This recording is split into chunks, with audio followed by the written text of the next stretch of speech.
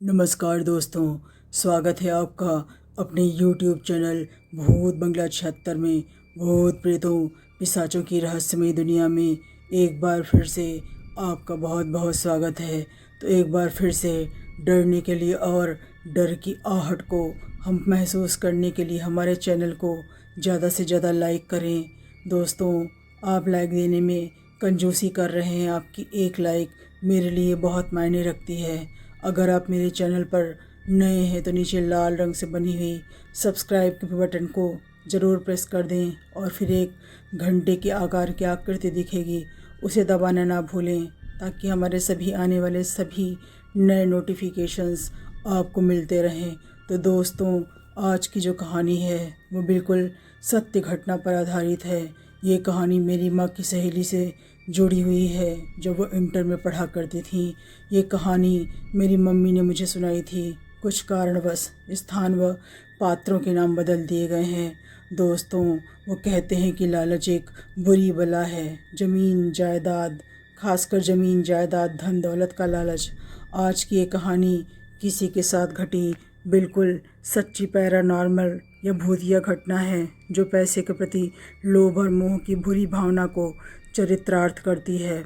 ऐसे लालची लोग जिनके पास धन दौलत के नाम पर कुछ नहीं होता, तो वे लोग रोते रहते हैं कि हमारे पास कुछ भी नहीं है, हम कैसे जिएं, घर का खर्चा कैसे चलाएं। लेकिन जब अचानक बड़े बूढ़ों द्वारा उन्हें कोई बिना मेहनत के संपत्ति मिल जाती है तो वे लालच में आकर अपने बुजुर्गों जो कि कभी जिंदा होते हैं तब तक तो उनकी जी हुजूरी करते हैं, लेकिन उनके गुजरने के बाद वे इतने स्वार्थी हो जाते हैं कि उनकी आखिरी इच्छा और संबंधों के नाजुक धागों को तोड़ने में थोड़ी भी देरी नहीं लगाते। तो देर न करते हुए चलते हैं कहानी की तरफ। ये धर्मपुरा नाम के एक गांव की कहानी है। मेरी मम्मी की सहेली जिनका नाम रेखा था, वो बताती हैं कि उनकी माँ की शादी बहुत जल्दी हो गई थी जब उनके पापा पढ़ते थे। पढ़ाई में कच्चे होने के कारण उन्हें कोई सर्विस नहीं मिली थी और उनके पापा एक बहुत ही लालची और कंजूस इंसान थे। तो मम्मी की फ्रेंड रेखा जी की नानी ने अपनी बेटी सावित्री देवी और अपने दामाद को अपने घर या अपने पास बुला लिया। बता दूं कि रेखा की मम्मी यानी कि सावित्री देवी अपने माँ बाप की इकलौती संतान थी। उनके पति की आदतें अच्छी नहीं थीं। सावित्री देवी के 7 बच्चे थे जिनमें कि 5 बेटियां और 2 बेटे थे जिनका भरण पोषण ठीक से नहीं हो पा रहा था। रेखा जी के नाना जी पुराने ज़मींदार थे। उनके काफ़ी खेती थी जिसमें वो खुद ही नौकरों से खेती करवाया करते थे। नानी भी अक्सर खेती का काम देखती थी। खेती से जो पैसा होता था उसका हिसाब भी वही रखती थी। वह एक दबंग महिला थी और वो एक बड़ी सी लाठी लेकर चला करती थी और वो अपनी बेटी और दामाद और बच्चों का पूरा खर्च उठाती थी। उनके बच्चे रिश्तेदारों के यहाँ रहकर शहर में पढ़ रहे थे। कुछ दिन बाद नाना जी की अचानक डेथ हो गई। उनके जाने के गम में नानी जी न तो कुछ ठीक से खाती थीं और न ही पीती थीं। तब उन्होंने अपनी सारी खेती की जिम्मेदारी जो है वो अपने दामाद दिनेश्वर को दे दी। खेती से जो पैसा आने लगा उतना पैसा उन्होंने या उनके दामाद ने कभी सपने में नहीं देखा था।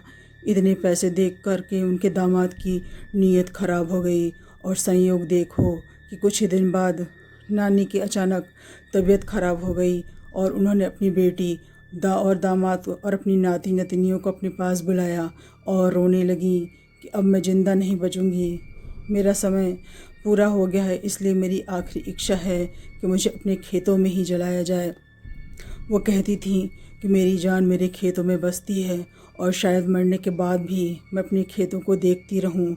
और उनकी आखिरी इच्छा थी कि उन्हें खेत में जलाने के बाद वहाँ उनके नाम का एक सीमेंटेड चबूतरा बनवा दिया जाए।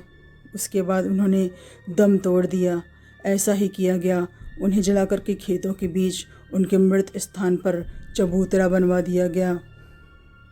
उस पर उनका नाम भी खुदवा दिया गया। चबूतरा बनवाने के करीब 6 महीने ही बीते थे कि नौकरों को ट्रैक्टर चलाने में दिक्कत आने लगी, क्योंकि चबूतरा काफ़ी बड़े एरिया में खेतों के बीचों बीच बना था। इसलिए दिनेश्वर यानी उनके दामाद ने अपनी पत्नी को बताए बिना ही वो चबूतरा तुड़वा दिया। नौकरों को कुछ पैसे दे करके ये बात उनकी पत्नी को बताने से मना करवा दिया गया। स्वार्थ उनकी सासू माँ की आखिरी इच्छा के आड़े आ गया, क्योंकि चबूतरा काफ़ी जगह घेर रहा था। उन्होंने सोचा कि सासू माँ तो मर गई हैं, तो अब इस चबूतरे का क्या मतलब या क्या काम। चबूतरा टूटने के दूसरे दिन ही नौकर ट्रैक्टर चलाकर खेत जोत ही रहे थे कि अचानक ट्रैक्टर उस एरिया में रुक जाता है जहाँ नानी जी का चबूतरा जो तोड़ दिया गया था। ट्रैक्टर अपने आप चालू करते ही बंद पड़ जाता। नौकरों ने बहुत कोशिश की कि लेकिन ट्रैक्टर नहीं चला, जबकि ट्रैक्टर में कोई तकनीकी खराबी नहीं पाई गई। बाकी एरिया में ट्रैक्टर चलता, पर उस एरिया में वो ट्रैक्टर बिल्कुल भी नहीं आगे बढ़ता। उनके दामाद ने कहा कि उस एरिया पर बैलों द्वारा जुताई करते हैं, लेकिन बैल भी उस ज़मीन पर जहां उन्हें जलाया गया था आगे नहीं बढ़ते और अजीब सा बर्ताव करते। कुछ दिन बाद खेतों में गेहूं की फसल लहलहाने लगी, लेकिन उस चबूतरे वाले एरिया में आश्चर्य था कि एक अंकुर भी नहीं फूटा। वो जाड़ों के दिन थे जब नौकर खेत में पानी लगाते। रात को जाते तो कोई जले मुँह वाली विकराल भयानक फैले हुए बालों वाली बुढ़िया उनकी तरफ तेज़ी से झपटती और फिर अचानक से गायब हो जाती। नौकर उल्टे पैर भाग जाते। नौकर शायद जान गए थे कि वो नानी जी की आत्मा है। उन्होंने ये बात दिनेश्वर को बताई तो उन्होंने कड़े लहजे में कहा कि तुम लोग रात में पानी लगाना नहीं चाहते, काम चोरी करते हो। तुम लोगों को कोई वहम हो गया है, भूत प्रेत कुछ नहीं होते। नौकरों को ऐसी आवाज़ आती जैसे कोई लाठी लेकर चल रहा हो, पर कोई दिखाई नहीं देता। कुछ दिन बाद फसल उग तो आई, लेकिन उसमें कीड़े लग गए। आश्चर्य की बात तो ये थी कि उस चबूतरे वाले एरिया में फसल का नामो निशान नहीं था। वो जगह ऐसी दिख रही थी जैसे अभी अभी किसी ने उस जगह पर किसी को जलाया हो। वो जगह बिल्कुल अलग ही लग रही थी, बिल्कुल काली, बिल्कुल गर्म, और उस जगह से ऐसी बुरी गंध आ रही थी जैसे कि कोई मुर्दा जल रहा हो। उनके दामाद गुस्से में थे कि सारी फसल में कीड़े लग गए, इस एरिया में फसल क्यों नहीं उगी। तो गुस्से में दिनेश्वर बोला कि एक तो मेरी सारी फसल बर्बाद हो गई और ख़ुद तो बुढ़िया मर गई, और इसके मरने की जगह पर कोई फसल नहीं उग रही। वो थोड़ा दुष्ट नेचर के मतलबी आदमी थे। उन्होंने कहा कि मेरी भी जिद है कि इस ज़मीन पर फसल कैसे नहीं उगेगी। वो गुस्से में हाथ से उस जगह की मिट्टी को खोदने लगे तो उनके गालों पर अचानक से थप्पड़ पड़ने लगे और उनका हाथ बुरी तरह जल गया, जैसे किसी अंगारे से जला हो। उनको बहुत आश्चर्य हुआ कि किसने मुझे मारा, मेरे हाथ कैसे बुरी तरह जल गए, यहाँ तो कोई अंगारा नहीं है। उन्होंने चुपचाप अपने दाहिने हाथ पर पट्टी बंधवा ली और घर आ कर के अपनी पत्नी से बोल दिया कि खेत में काम करते वक्त मुझे चोट लग गई है। उन्होंने अपनी पत्नी से इस बारे में कोई चर्चा नहीं की। उन्हें विश्वास ही नहीं हो रहा था कि कोई अदृश्य शक्ति उन्हें थप्पड़ मार रही थी। उसी रात दिनेश्वर को सपना आया।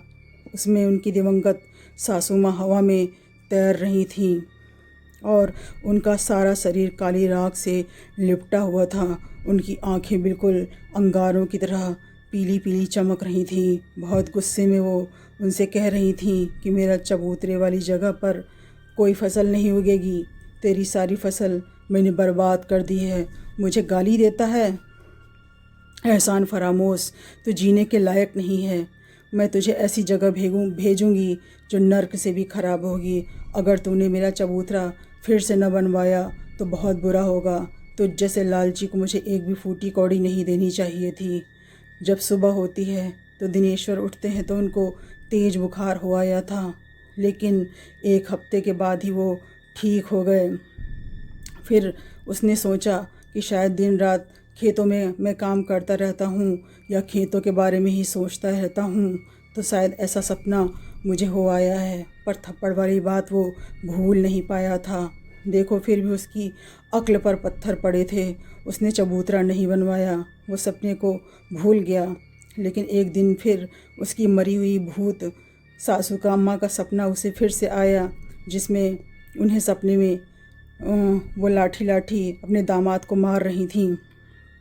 और जैसे कोई काली गर्म राख वो भूत नानी अपने दामाद के मुंह में ठूंस रही थी और कह रही हूँ कि अगर मेरा चबूतरा जल्द न बना तो मैं तेरे वंश का सर्वनाश कर दूंगी। ऐसा श्राप उन्होंने दिया। जब वो जगे तो वो पसीना पसीना हो गए थे। उनके शरीर पर सचमुच लाल लाल लाठियों के निशान थे और साथ में बहुत दर्द था। उनके मुंह में राख भरी हुई थी। उन्होंने जल्दी से अपनी शर्ट पहनी और मुंह धो लिया। अगले ही दिन उनकी बड़ी बेटी का गला बंद हो गया। न तो वो कुछ खा पा रही थी और न ही कुछ बोल पा रही थी। कुछ ही देर में उसकी मौत हो गई। अगले दिन उसकी 3 बेटियों की एक साथ गले बंद हो गए और जब उन्हें डॉक्टर के पास चेकअप के लिए ले जाया जाता तो सब कुछ नॉर्मल निकलता। उसी रात तीनों बहनों की एक साथ डेथ हो गई। दिनेश्वर शायद हैवान था। वो बेटियों को मौत पर गम मनाने के बजाय खुश था कि चलो बला टली, दहेज नहीं देना पड़ेगा। उसने बोला, अपने लड़कों को मैं कुछ नहीं होने दूंगा। वो एक तांत्रिक को ले आया और घर में झाड़ फूँक कराने लगा। तांत्रिक ने कहा कि आप चिंता न करें, आपके बेटों को कुछ नहीं होगा और ये आपकी सासू माँ की आत्मा का प्रकोप है। मैंने उन्हें शांत कर दिया है। अब वो आपके बच्चों का कुछ नहीं बिगाड़ पाएगी। लेकिन ये क्या, अगले ही दिन उनके बड़े बेटे श्याम की तबीयत ठीक उसी तरह बिगड़ने लगी जैसे और बच्चों की बिगड़ी थी। वो भी न तो कुछ खा पा रहा था और न ही कुछ बोल पा रहा था और गले में घुटन हो रही थी। सावित्री देवी भगवान से प्रार्थना कर रही थी कि उनका बेटा बच जाए, पर उसकी भी सुबह डेथ हो गई। ये सदमा उस महाकंजूस दिनेश्वर सह नहीं पाया और उसने रो रो करके सारी सपने वाली बात अपनी पत्नी को बताई। उसकी पत्नी सावित्री देवी ने कहा कि आपने चबूतरा तोड़वा दिया और मुझे बताया तक नहीं। आपकी वजह से मेरी बेटियां और मेरा सबसे प्यारा बड़ा बेटा नहीं रहा। मैं आपको कभी माफ़ नहीं करूंगी। उन्होंने अपने पति को कई तमाचे मारे। अब दिनेश्वर को पता लग रहा था कि स्वार्थ, हद से ज़्यादा कंजूस होना कितना घातक है। वो दोनों लोग खेत गए और जहाँ नानी जी को जलाया गया था वहाँ जा कर के रोने लगे और कहने लगे कि हमें माफ़ कर दीजिए माँ, हमसे बहुत बड़ी गलती हो गई। हम आज से ही आपके लिए चबूतरे बनवाने का इंतज़ाम करते हैं। हमारे छोटे बेटे और एक बेटी रेखा को मत मारिए, नहीं हम जी नहीं पाएंगे। उसी रात सावित्री देवी को सपना आया कि जैसे उनकी माँ कह रही हूँ कि तेरे लालची पति ने मेरा चबूतरा तोड़वाया था। मैंने उसको 2 बार चेतावनी दी पर वो नहीं माना। मैंने तेरी चारों बेटियों को कहीं दूर भेज दिया है। उन्होंने कहा कि जब तक आदमी जिंदा रहता है तो वो रिश्तों के मोह में रहता है, लेकिन मरने के बाद आत्मा का मोह रिश्तों से ख़त्म हो जाता है। उन्होंने सपने में कहा कि मैं हमेशा खेतों की रखवाली करती रहूँगी क्योंकि मेरी जान मेरे खेतों में बसती है, जिसे तेरे पिताजी ने सालों संभाला। इस खेत से मैंने सबको पाला पोसा है और ये कर्ज ऋण कभी मत भूलना। मेरे भगवान मेरे खेत में बसते हैं। इतना कह कर के वो कहीं गायब हो गई। उनको खेतों से इतना लगाव था कि मौत के बाद भी वो शायद प्रेत योनि में चली गई थी। उसके बाद दोनों बच्चों को ऐसी कोई अज्ञात बीमारी नहीं लगी। चबूतरा पूजा पाठ करवा कर फिर से बनवा दिया गया। आज भी वो चबूतरा मौजूद है और नानी जी, जो कि शायद प्रेत या कहें किसी अन्य योनि में चली गई थीं, पता नहीं, पर उनकी लाठियों की आवाज़ आज भी रात में उस चबूतरे के आसपास साफ साफ सुनाई देती है, पर कोई दिखाई नहीं देता। सच कहें तो उनकी जान खेतों में ही बसती थी। तो आज की अगर सच्ची भूतिया कहानी आपको अच्छी लगी हो तो मेरी कहानी को लाइक करें, शेयर करें और सब्सक्राइब करें। तो मिलते हैं एक नई कहानी के साथ। अपना ख्याल रखें। नमस्कार।